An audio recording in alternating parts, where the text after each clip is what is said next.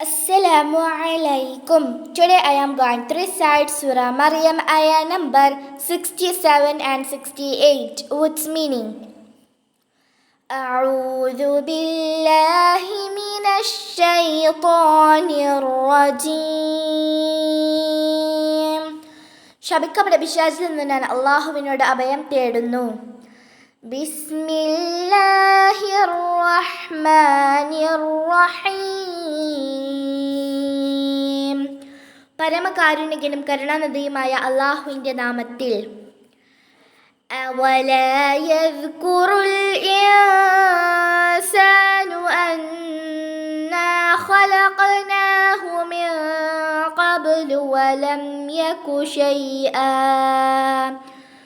മനുഷ്യൻ ഓർക്കുന്നില്ലേ, താൻ യാതൊന്നും തന്നെ ആയിരുന്നില്ലാത്ത ഘട്ടത്തിൽ മുമ്പ് അവനെ നാം പടച്ചുണ്ടാക്കിയിരിക്കുന്നു എന്ന്. فَوَرَبِّكَ لَنَحْشُرَنَّهُمْ وَالشَّيَاطِينَ ثُمَّ لَنُحْضِرَنَّهُمْ